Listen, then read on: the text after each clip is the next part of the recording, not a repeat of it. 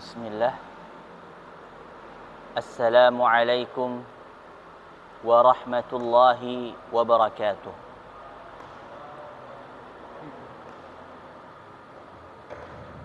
Insyaallah. Jazakallah khair. Alhamdulillah ala ihsani wa syukru lahu ala taufiqihi wa amtinani. Asyhadu an la ilaha illallah wahdahu la syarika lah ta'ziman li sya'nihi. وأشهد أن نبينا محمدا عبده ورسوله الداعي إلى رضوانه اللهم صل وسلم وبارك عليه وآله وإخوانه أما بعد قال الله سبحانه وتعالى في كتابه الكريم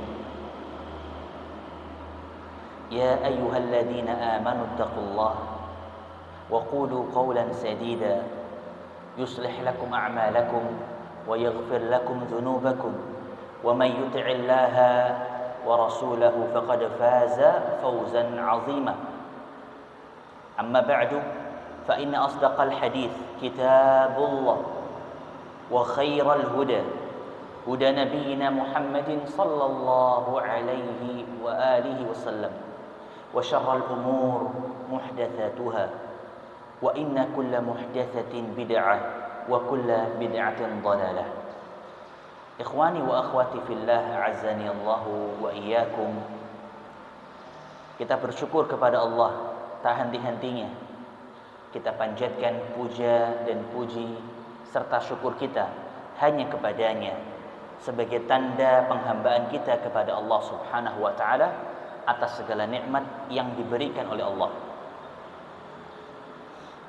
Dan puncak dari syukur yang bisa dipanjatkan oleh seorang hamba adalah dengan memanfaatkan nikmat-nikmat yang telah diterima untuk semakin beribadah kepada Allah, semakin mendekat kepada Allah, memperbanyak salatnya, memperbanyak zikirnya, memperbanyak puasanya, memperbanyak sedekahnya, dan memperbanyak mengikuti majelis ilmunya. Semoga Allah Subhanahu wa taala mencatat hadirnya kita di sini, ikutnya kita di sini dalam majelis ilmu kali ini sebagai bentuk syukur kita kepada Allah Subhanahu wa taala atas nikmat-nikmatnya. Allahumma amin. Kemudian ikhwati a'azzani Allah wa iyyakum, pada kajian kali ini kita akan menyambung pembahasan tentang al-madkhal ila ilmil fiqh, pengantar untuk memahami ilmu fikih. Sebuah kitab karya Syekh Amir Bahjat hafizahullah taala. Pada pertemuan yang telah lalu telah selesai kita mempelajari periode perkembangan fikih dari mazhab-mazhab yang 4. Alhamdulillah telah selesai kita mengkajinya. Jazakallah.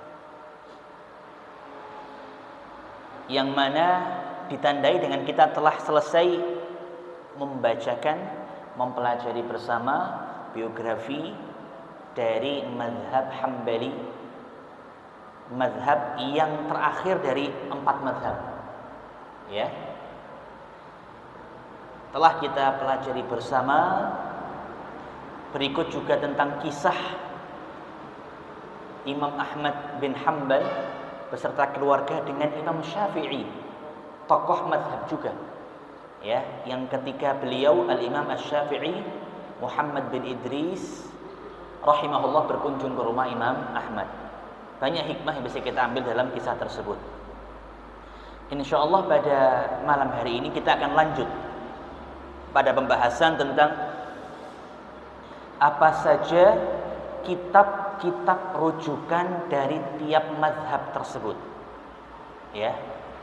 Kita akan sampaikan dengan berurutan, tidak kita sampaikan semuanya, tapi hanya mewakili ya, dari tingkat yang dasar, menengah, kemudian lanjut. Maka bagi yang bisa mencatat maka ahlan wa sahlan. Jika tidak, insya Allah ada rekamannya bisa dilihat di YouTube-nya Masjid Rahmah SMP Al-Irsyad Al-Islamiyah Mujang insyaallah taala. Baik. Kemudian nanti juga kita bahas tentang bagaimana sikap kita di dalam bermadzhab, ya, menyikapi perbedaan-perbedaan serta contoh-contoh dari perbedaan mazhab-mazhab tersebut. Insyaallah kita bahas secara global saja insyaallah taala. Baik.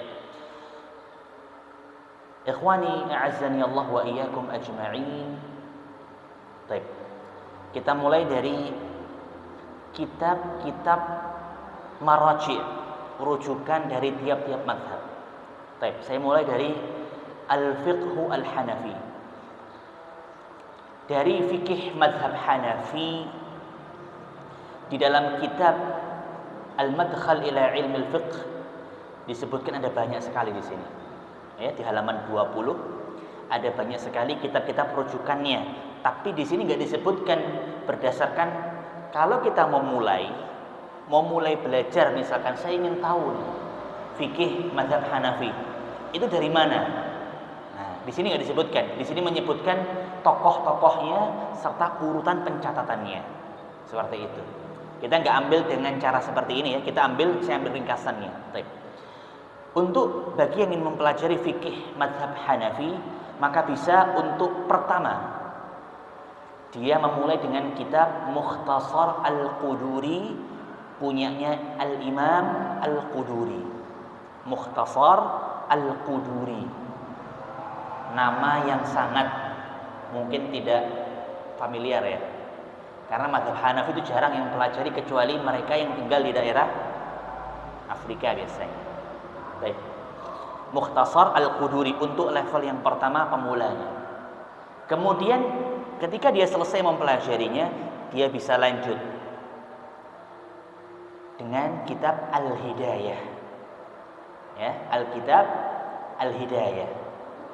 Kemudian yang paling puncak dia bisa mempelajari kitab Al-Mabsut milik Al-Imam As-Sarkasi.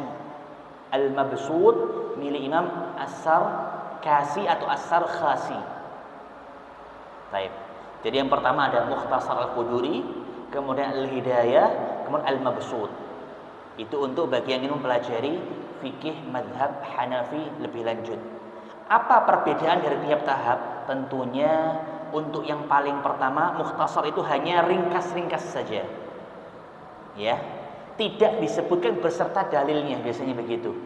Hanya berupa matan bagaimana taharahnya, tata caranya seperti ini, hukum-hukumnya begini. Secara hukum-hukum saja tanpa penyebutan dalil.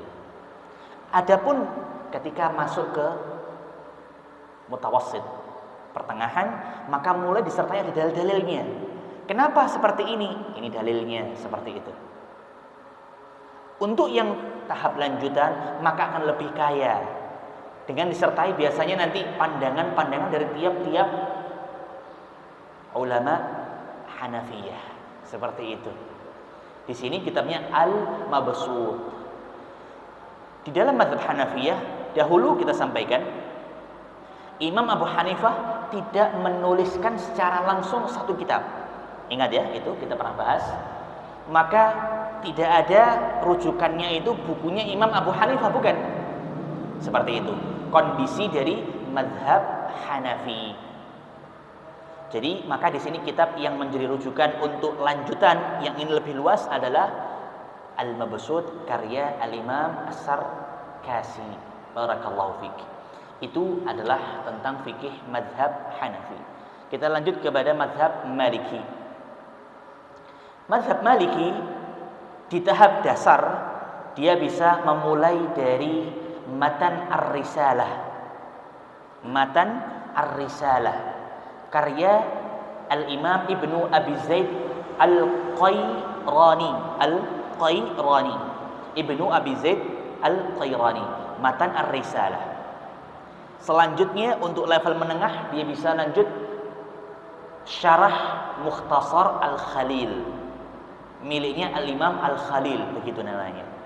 Syarah Mukhtasar Al-Khalil. Pertama tadi Matan Ar-Risalah, kemudian Syarah Mukhtasar Al-Khalil. Nah, adapun yang paling puncak Kira-kira apa mazhab Maliki? Kita ingat Imam Malik menuliskan sebuah kitab, apa namanya? Al-Muwatta. Al-Muwatta karya Al-Imam Malik itu sendiri. Atau yang lebih disempurnakan. Disempurnakan dalam artian Imam Malik menulis Al-Muwatta, murid-muridnya melengkapi kekurangannya. Kitab tersebut disebut Al-Mudawwanah.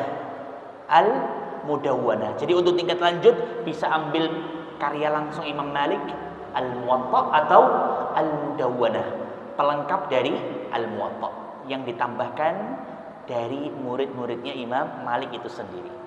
Baik. Itu adalah fikih Maliki. Lanjut yang ketiga, fikih Asy-Syafi'i. Kalau fikih Syafi'i sepertinya para asatidzah sudah ma'ruf ini. Kira-kira kalau yang tahap dasar kita belajar dari apa? Ayo, kita di negara yang bermadzhab Syafi'i, yang paling dasar yang umumnya kita belajar apa? Fathul Qorib, pernah dengar? Bukan dasar itu Fathul Qorib. Ada yang lebih dasar lagi. Nah, yang dasar itu adalah mengkaji matan Abu Syuja'. Matan Abu Syuja'.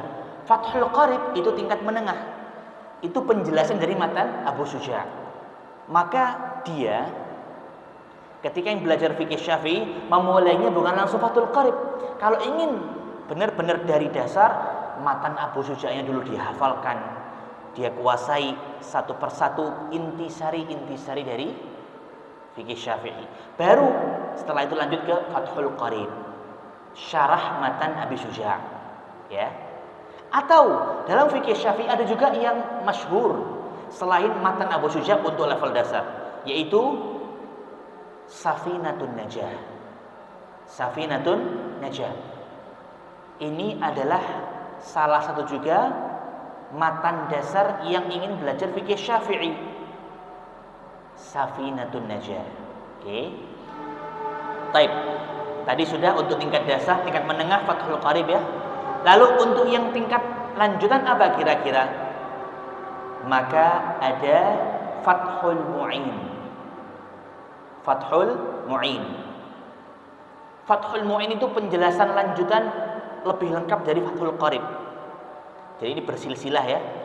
Abu Syuja', Fathul Qorib, Fathul Mu'in. Selain Fathul Mu'in ada lagi Kifayatul Akhyar.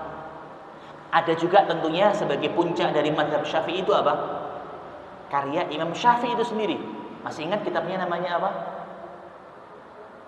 Artinya ibu. Apa kitabnya? Al-Um. Al-Um lil Imam Asy-Syafi'i. Tuh, sebagai puncak dari mempelajari fikih mazhab Syafi'i. Al-Um. Baik. Kemudian yang terakhir, ikhwani wa akhwati fillah azzani Allah wa iyyakum, adalah fikih Hambali.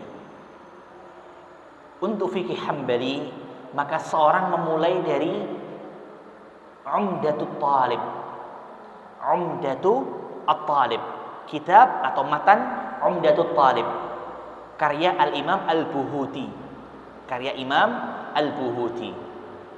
Kemudian lanjut untuk tahap menengahnya Al-Muqni', karya Ibnu Qudamah. Lalu dilanjut juga Al-Mughni. Coba kita ingat, Umdatut Talib, Al-Muqni', kemudian Al-Mughni. Al-Mughni penulisnya sama, yaitu Ibnu Qudamah. Baik. Kira-kira apakah Imam Ahmad tidak menuliskan sebuah kitab dalam mazhabnya? Apa jawabannya? Tidak. Imam Ahmad tidak menuliskan secara khusus tentang mazhabnya beliau. Beliau menulis kitab Al-Musnad tentang hadis-hadis serta athar-athar. Beliau mengumpulkan riwayat yang begitu banyaknya dalam satu kitab Musnad, tapi itu bukan mazhabnya Imam Ahmad. Masih global beliau. Beliau menuliskan atau menyampaikan di situ riwayat-riwayat yang begitu banyaknya. Beliau dikenal dengan muhaddits. Kita telah sampaikan bagaimana biografi beliau yang dikatakan bahkan sampai menguasai 1 juta hadis. Hafal alfi haditsin. Masya Allah.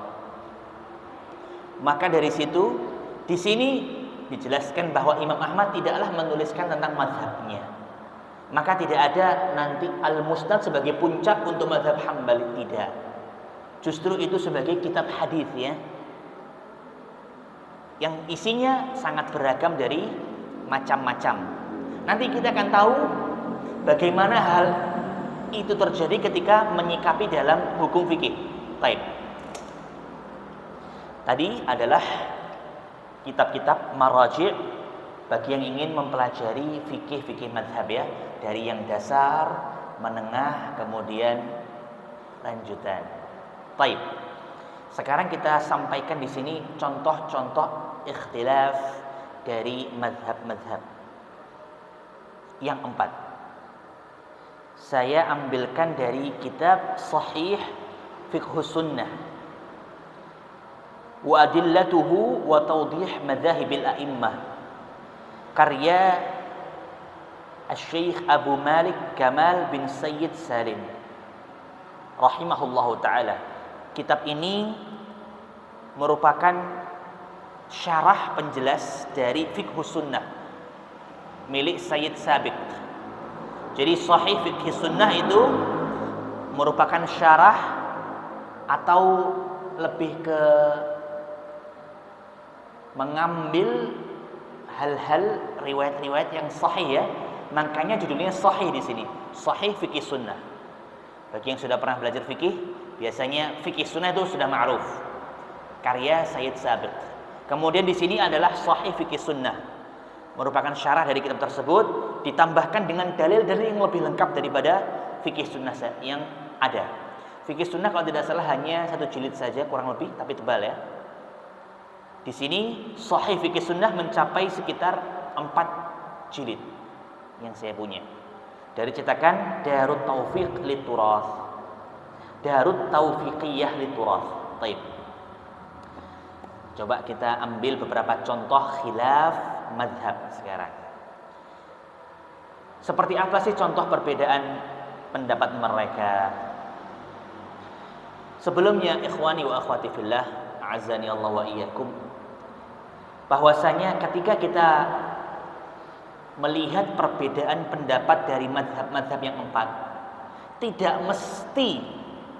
tidak harus nantinya itu berbeda semuanya. Tidak. Mereka terkadang bersepakat dalam suatu masalah. Fahimtum?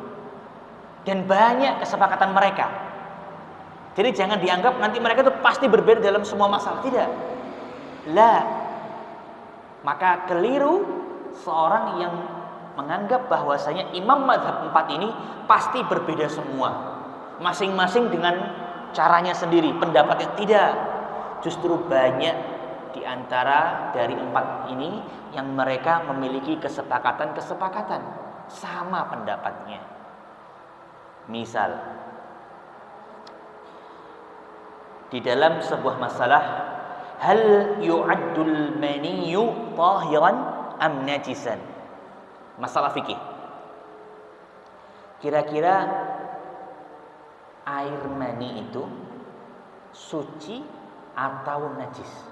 Ayo. Suci.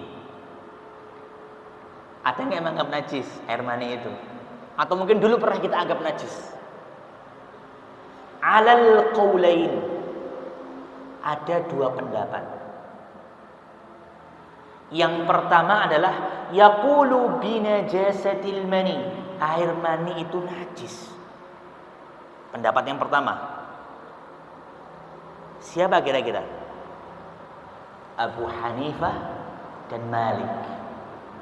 Mazhab Hanafi, mazhab Maliki itu berkata bahwasanya air mani itu najis. Loh, mereka bersepakat 2 imam langsung ya. Sisanya kemana sisanya? Pada pendapat yang kedua. Pada pendapat yang kedua, yaitu bitaharatil mani. Air mani itu suci. Siapa ini? Asy-Syafi'i wa Ahmad. Mazhabnya Syafi'i dan mazhabnya Imam Ahmad. Baik.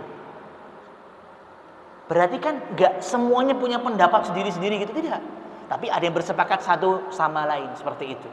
Di sini contohnya Malik dengan Abu Hanifah di dalam kenajisannya air mani.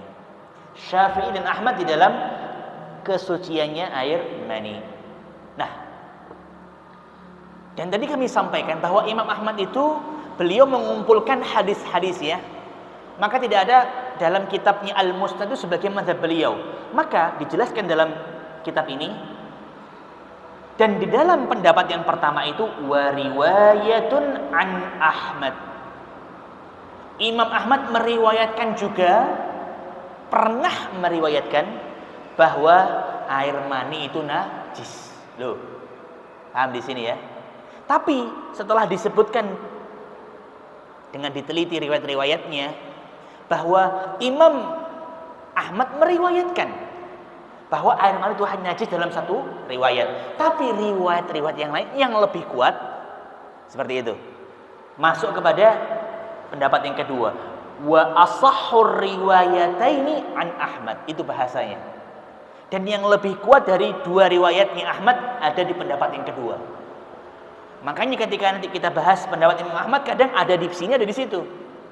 Karena memang bukan berarti Imam Ahmad pelin-pelan, bukan. Beliau meriwayatkan hadis-hadis itu.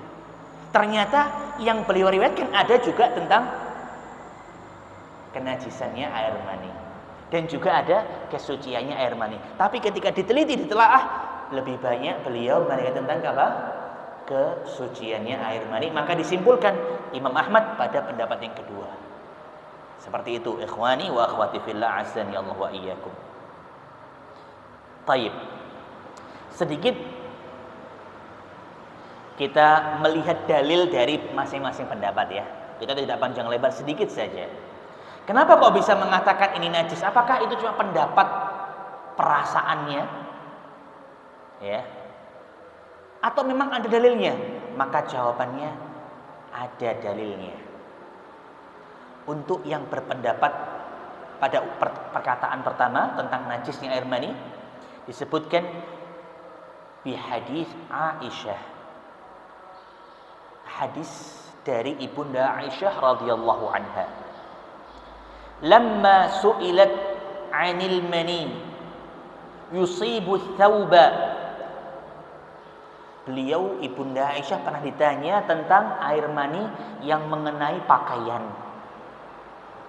Faqalat, maka beliau berkata radhiyallahu anha, kuntu aghsiluhu min thawbi Rasulillah sallallahu alaihi wasallam. Ibunda Aisyah berkata, dahulu aku mencuci ya pakaian Rasulullah sallallahu alaihi wasallam yang terkena air mani tersebut. Fayakhruju ila salati wa atharul ghasli fi thawbihi buq'al ma. Yang mana ketika beliau keluar Rasulullah sallallahu alaihi wasallam memakai pakaian itu masih ada bagian yang basah tempat beliau mencuci bekas air mani itu. Jelas? Tandanya Rasulullah pergi sholatnya itu pakai baju yang masih basah tapi dicuci sudah. Paham ya? Jadi tandanya itu menandakan di sini dari hadis ini ditinjau maka berarti itu najis. Maka dicuci dulu sama Aisyah. Baru Rasulullah memakainya untuk sholat. Masih ada bekas basahnya begitu ketika keluar. Ini pendapat yang pertama berdalil ya. Kemudian adapun pendapat yang kedua tentang sucinya air mani itu juga dari hadis Aisyah radhiyallahu anha fil maniyyi qalat. Beliau pernah dalam suatu ketika, kuntu afrukuhu min thawbi Rasulillah sallallahu alaihi wasallam. Bahwasanya Ibunda Aisyah itu pernah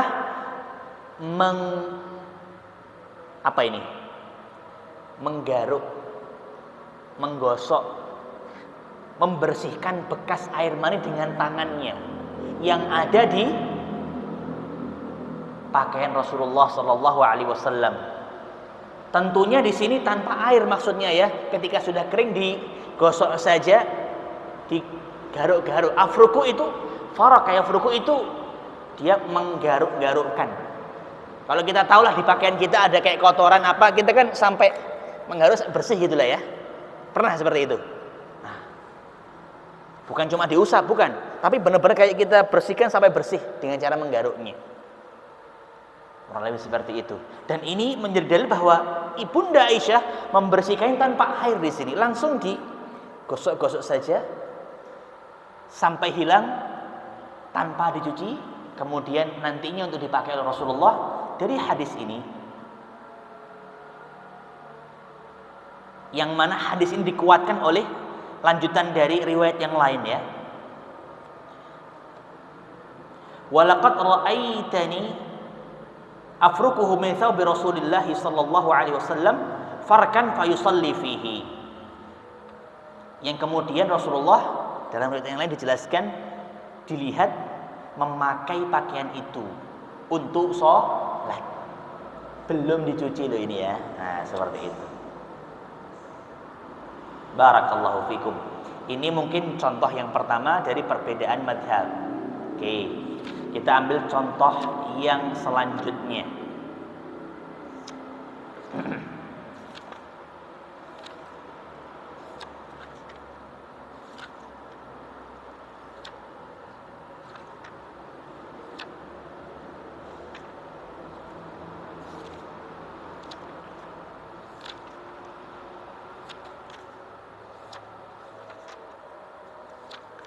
Di dalam kitab ini banyak dijelaskan perbedaan pendapat, meskipun bukan dari 4 madhab ya, tapi kepada para sahabat-sahabat dahulu disebutkan juga.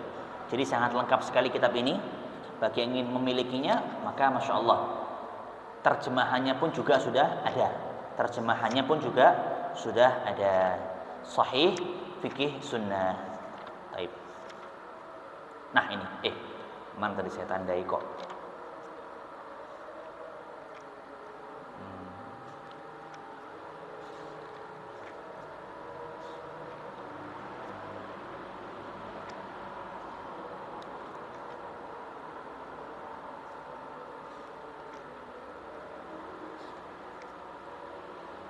Baik. Nah ini dia.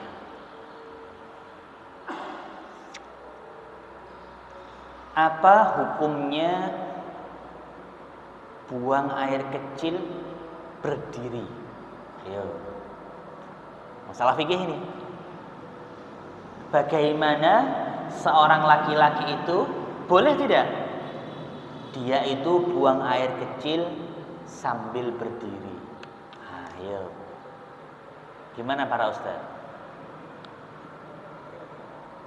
Tergantung situasi kondisi.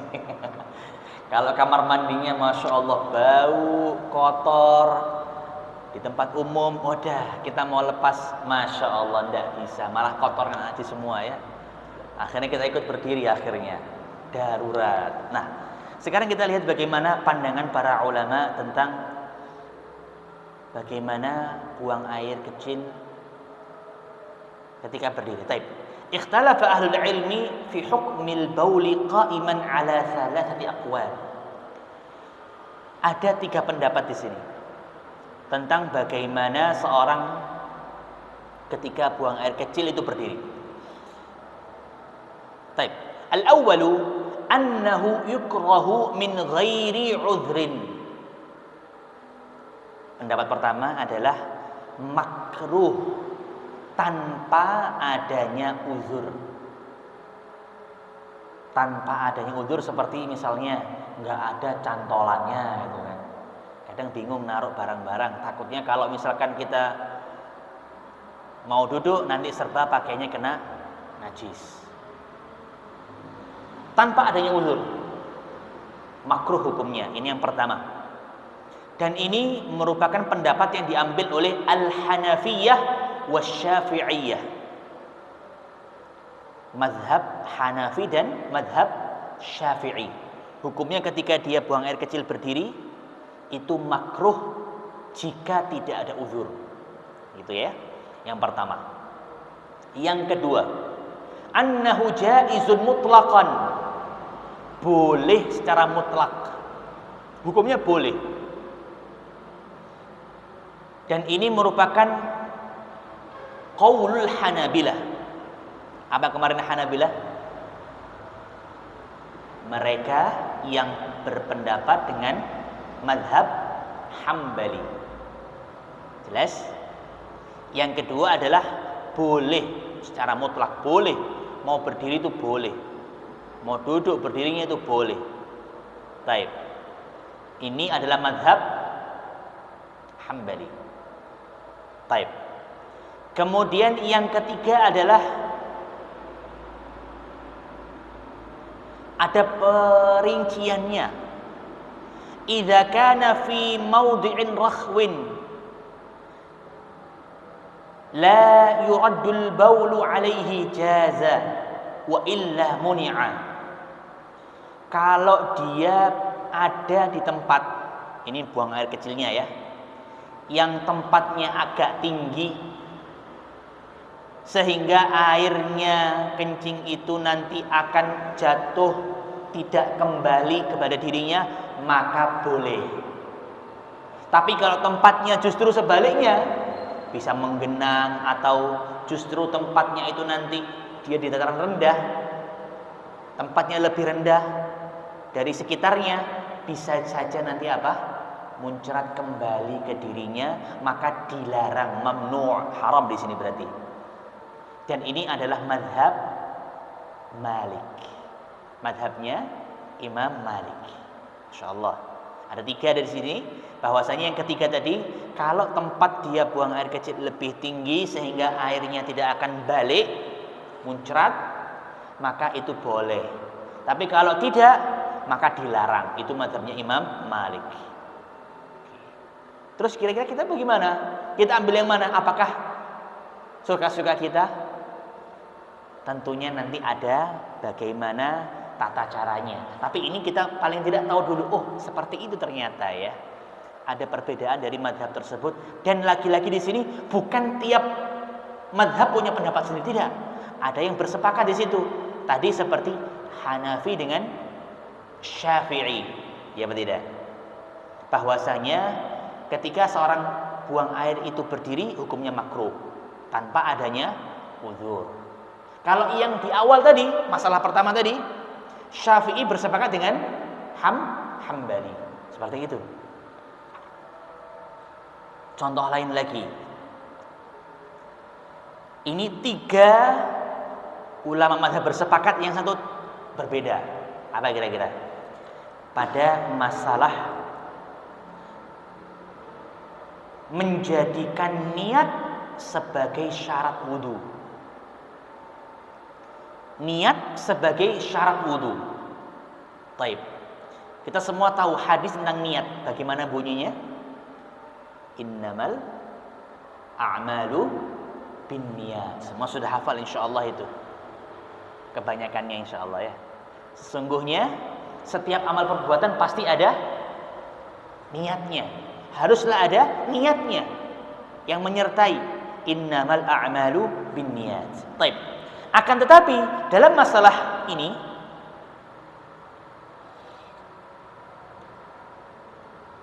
bahwasanya ketika menjadikan niat sebagai syarat sah dalam bab wudu dan bab-bab yang lainnya nanti ya, sholat, puasa, intinya niat dijadikan syarat di dalam sebuah ibadah. Yang mengatakan bahwasanya niat menjadi syarat adalah 1. Malik, 2. Syafi'i, 3. Ahmad. Sisa siapa? Sisanya siapa yang belum disebut? Abu Abu Hanifah. Abu Hanifah tidak masuk dalam yang mereka meriwayatkan bahwasanya niat merupakan syarat dalam sebuah ibadah. Niat bukanlah sebuah syarat. Kenapa demikian? Menurut pendapat Abu Hanifah di sini adalah la yushtaratu lahu niyyah binaan ala annahu ibadatun ma'qulah wa laysat maqsudah li dzatiha. Yang dia berpendapat di sini bahwasanya niat itu tidaklah termasuk merupakan syarat, tidak perlu dijadikan syarat. Karena bahwasanya ibadah tersebut adalah ibadah ma'qulah. Berwudu itu ibadah yang dikerjakan oleh orang yang berakal. Maka pasti sudah otomatis, tidak perlu ada tersebutkan di situ persyaratan niat. Tidak perlu ada menyengaja. Laisat maqsudah. Hakada. Di sini yang kita maksud di sini babnya ada bab wudu ya, tapi ini berlaku juga untuk bab-bab yang lainnya. Taib. Sekarang, ikhwani wa akhwati fillah, saya sebutkan yang contohnya semuanya berbeda. Nah ini, masing-masing mazhab punya pendapat. Contohnya di sini adalah dalam masalah wudu. Dalam masalah wudu,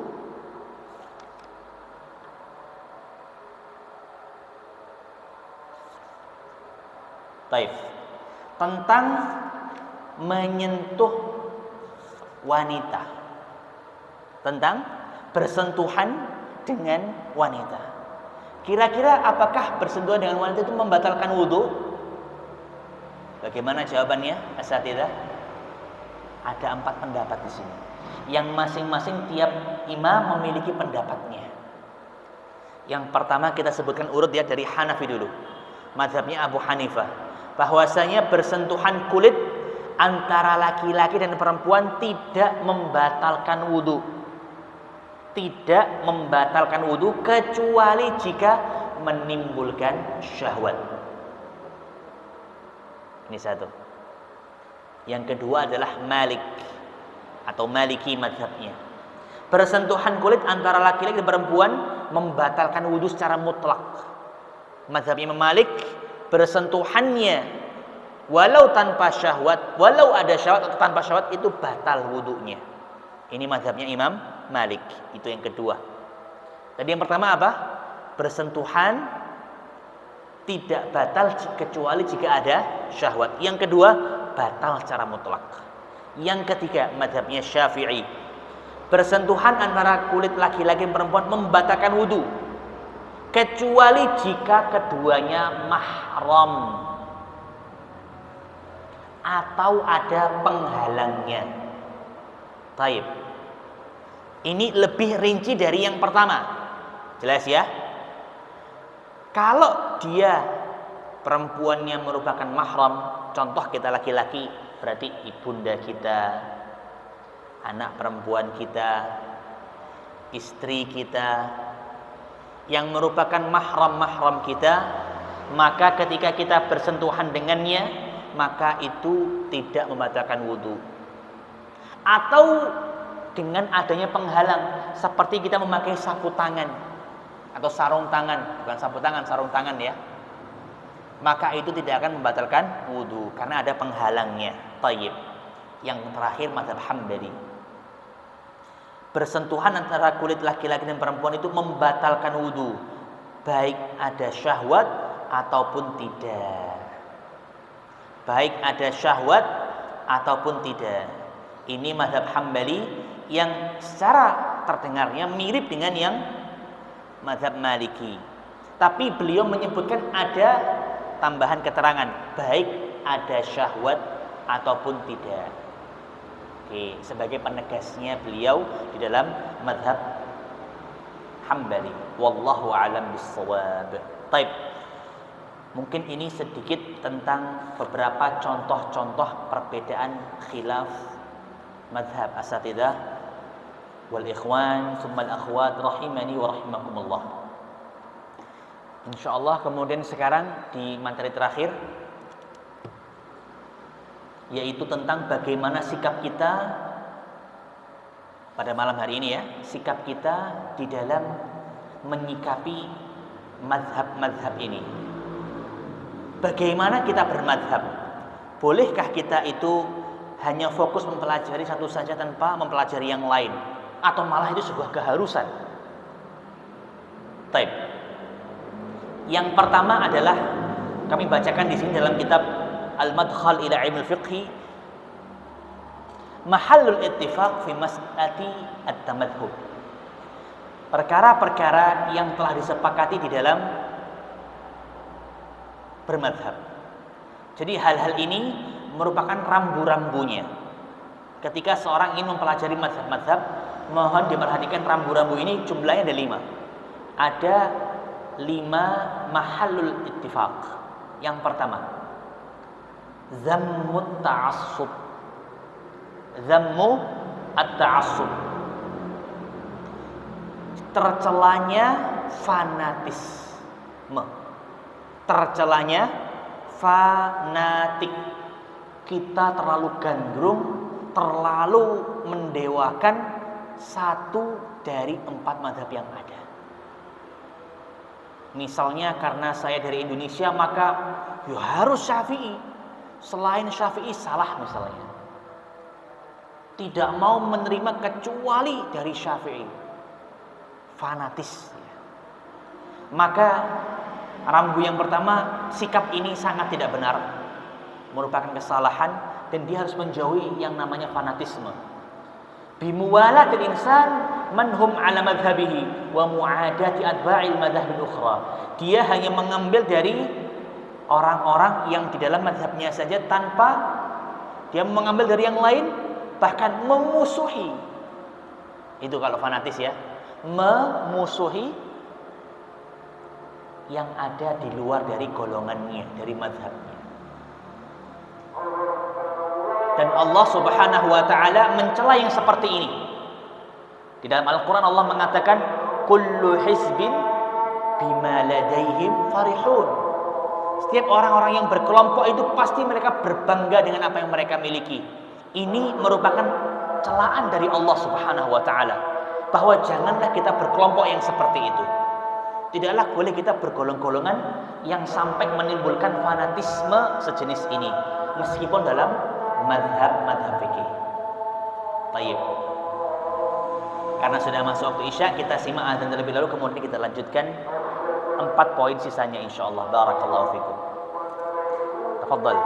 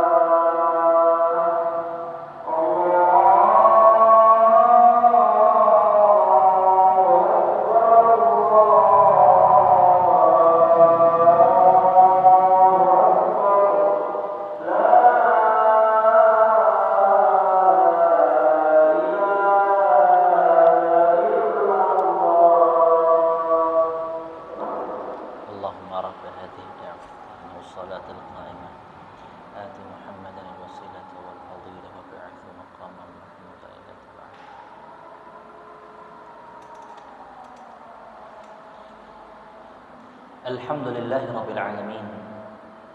Wa bihi nasta'inu ala umuri dunya waddin. Summa salatu wassalamu ala sayyidil anbiya'i wal mursalin. Nabiyyina wa habibina Muhammadin wa ala alihi wa ashabihi ajma'in, amma ba'd. Ikhwati wa akhwati fillah, azani Allah wa iyyakum. Rambu yang pertama di dalam mempelajari tentang fikih mazhab fikih adalah kita harus menjauhi sikap fanatisme, karena tercelanya sikap tersebut. Kemudian rambu yang kedua adalah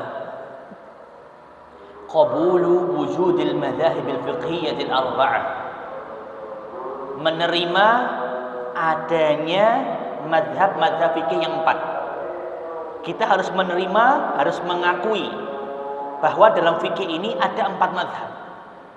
Ini kita harus terima.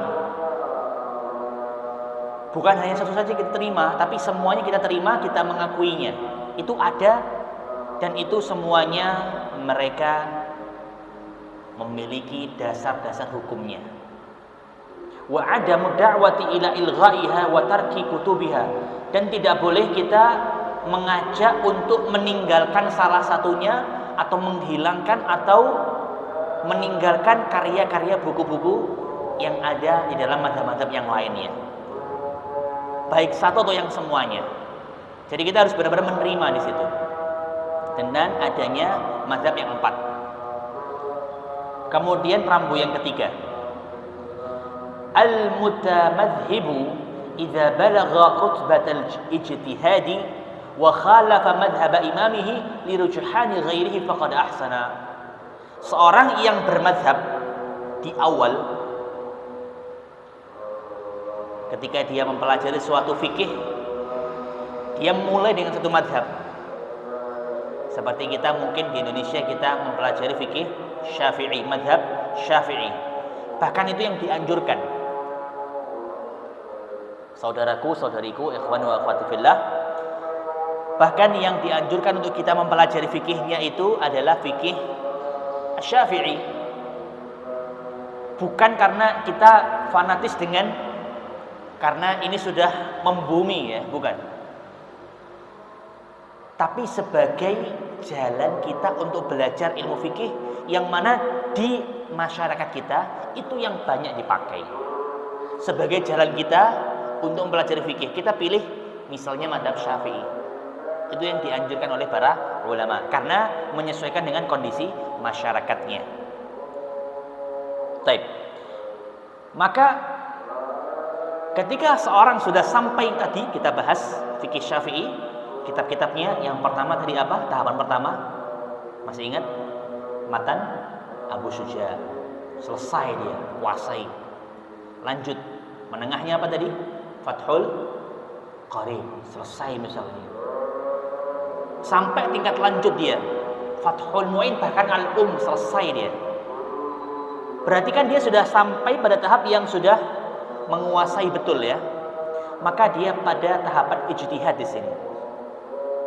Maka ketika dia sudah sampai menguasai itu semua, dan ketika di akhirnya menyelisihi khalafa madhhab imamihi, menyelisihi pendapat imam madhabnya sendiri, Imam Syafi'i yang dia dari kecil mungkin ya, karena ternyata pendapat yang lain atau hadis yang lain lebih sahih, lebih kuat, faqad ahsana, maka itu yang lebih baik, itu yang lebih benar. Jelas? Karena sangat mungkin sekali kita semua harus berlapang dada bahwa zaman Imam Mazhab 4 ini belum ada HP, belum ada internet yang sangat mudah mengakses sana ke sini, tidak bisa. Sangat terbatas riwayat-riwayat yang mereka terima. Jelas ya? Maka sangat mungkin ada yang nanti salah, kita harus meluruskannya, bukan kita tetap pada kesalahan atau kekurangan tersebut. Dalam mazhab Syafi'i misalkan ternyata kita sudah mengkajinya sampai ujung, ternyata kita dapati, oh, yang ini yang lebih benar, riwayatnya lebih kuat, ya kita terima itu, kita luruskan. Kalau ada yang keliru ya. Bukan malah kita harus paten Imam Syafi'i. Awas rambu yang pertama tadi, kita tidak boleh fanatis sampai bahkan meninggalkan dalil yang lebih kuat. Baik. Rambu yang ketiga tadi itu, yang keempat. Qabulut tamadhubi bima'na takharruji ala madrasatin fiqhiyatin usuliyatin ma'al inayati bid-dalil wa talabir rajih. Diterimanya bermadhab seorang itu sah bermadhabnya, yaitu ketika dia mengikuti madrasah fikih. Dia benar-benar belajar runtutan fikih tersebut dari usul, dasar-dasarnya, ilmu-ilmunya, yang mana dia juga mempelajari dalil-dalilnya. Jangan sampai dia tidak mau mempelajari dalilnya. Wis pokoknya piye toh? Dadi ini piye wis ngono ae. Jangan, itu tidak benar nantinya bermadhab seperti itu. Bermadhab itu dia juga mempelajari runtutannya beserta dalil-dalilnya. Jadi tahu kenapa si Imam Syafi'i misalnya kita kok kita dalam sholat kita seperti ini gerakannya. Kenapa dalam mazhab Syafi'i itu ada kunut subuhnya? Itu kita harus kuasai dalil-dalilnya. Kan yang khas gitu ya. Yang membedakan dengan lainnya, biasanya kunut subuh. Kita harus tahu dalilnya seperti apa sih. Bukan pokoknya kudu kunut. Dan tidak bisa seperti itu. Yang diterima rambu-rambu yang keempat adalah dia juga mempelajari, dia tahu dalilnya seperti apa. Tentu mempelajari dalil itu bukan berarti tujuan memberatkan. Wah, saya sudah berumur, saya nggak mampu. Insya Allah mampu. Pun dengan terjemahnya kan nggak apa-apa. Terjemah dari dalil-dalil yang ada. Jadi kita tahu bagaimana seperti ini. Bukan cuma apa katanya, itu loh maksud kita itu. Maksud beliau di sini bukan begitu. Maksudnya beliau adalah seperti itu. Bukan cuma sekedar opo jari ini, tapi kita tahu begini loh ternyata Qur'annya, begini loh ternyata hadisnya. Dan itulah sebaik-baiknya bermadhab.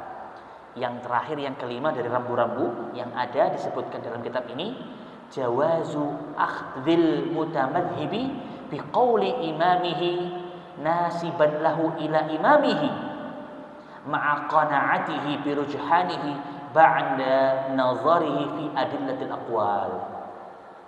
Bolehnya seorang yang nantinya sudah masuk dalam satu madhab itu berhujjah, dia berhujjah itu berpegang dengan kata imamnya, maksudnya imam dari madhab tersebut Imam Syafi'i di sini maksudnya ya.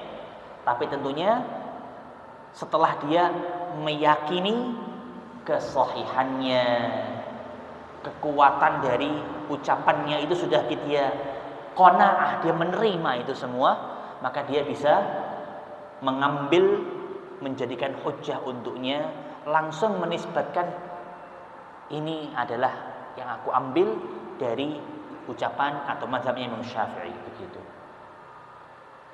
Wallahu a'lam bis-shawab. Wallahu a'lam bis-shawab. Insyaallah itu adalah rambu-rambu bagaimana seorang di dalam masalah bermadzhab. Baik. Insyaallah ini yang bisa kita bahas pada malam hari ini. Pada pertemuan selanjutnya insyaallah kita akan membahas tentang hukum dari bermadhab, gitu ya. Hukum dari bermadhab, kemudian tentang periode fikih pada zaman kontemporer, zaman yang kita sekarang ini. Kita masuk pada periode yang terakhir dari periode yang telah kita sebutkan di awal pembahasan ya, bahwasanya kita telah membahas tentang periode perkembangan ilmu fikih ada 4. Yang pertama marhalah tasyri', periode pensyariatan.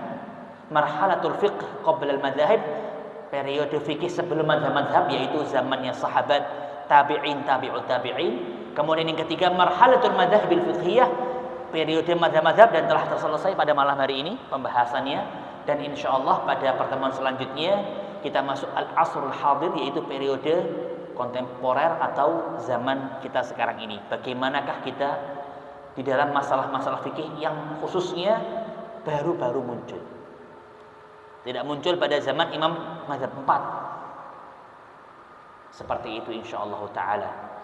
Wallahu a'lam bishawab. Jazakumullahu khair. Kita akhiri dengan kafatul majlis. Subhanakallahumma bihamdika asyhadu an la ilaha illa anta astaghfiruka wa atubu ilaik.